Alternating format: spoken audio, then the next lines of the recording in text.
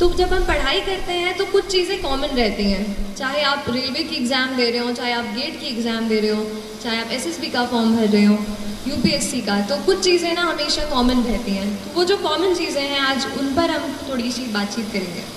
The first P is about productivity, कि कितना हम टाइम अपनी पढ़ाई को दे रहे हैं और उससे हम कितना आउटपुट ले पा रहे हैं, है ना।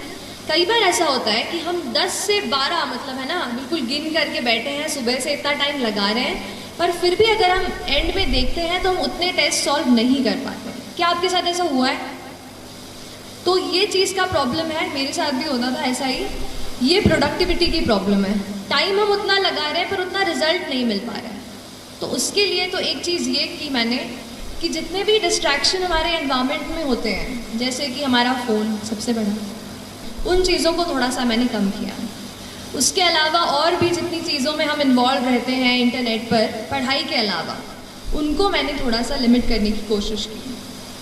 और दूसरी चीज़, कहीं ना कहीं अपने आप को एक थोड़ा सा टाइम टेबल में बांधने की कोशिश की। हमारा हर दिन अलग होता है ना। कभी किसी दिन पढ़ने का मन करता है, कभी किसी दिन पढ़ने का मन नहीं करता है, लेकिन फिर भी हमको एटलीस्ट 5 to 6 आवर्स मैं कहूँगी, अगर आप किसी भी एग्ज़ाम की तैयारी कर रहे हैं तो कोई भी एग्ज़ाम जो है वो 5 to 6 आवर्स आपको रोज़ मतलब मैं कहूँगी कंसिस्टेंटली आपको देने की ज़रूरत है ना। और उसके लिए आप अपना एक कुछ छोटा सा रूटीन, भले ही सोने के पहले आधा घंटा अपना दिन जो है दूसरा वो आप प्लान कर लीजिए, क्योंकि हर दिन नया होता है।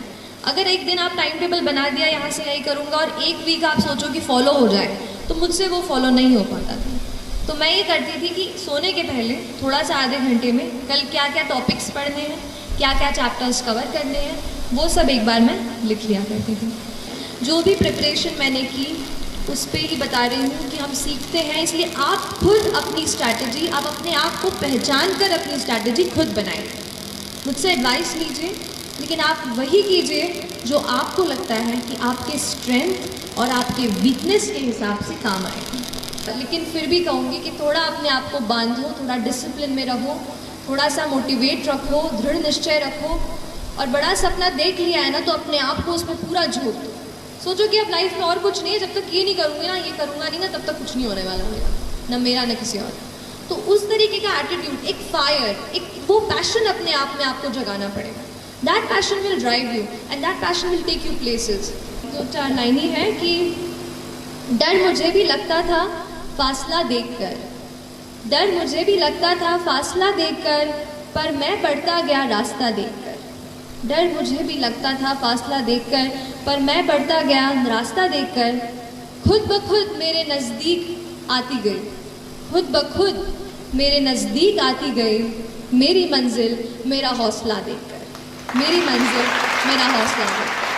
तो आप अपना हौसला बुलंद कीजिए, बड़ा सपना देखिए, बड़ा सपना देखने से डरिए मत, लेकिन जितना बड़ा आपने सपना देखा है उतनी ही बड़ी मेहनत करेंगे तो आप यहाँ आएंगे और फिर मुझे ज़रूर बुलाएंगे, है ना। चलिए, थैंक यू सो मच।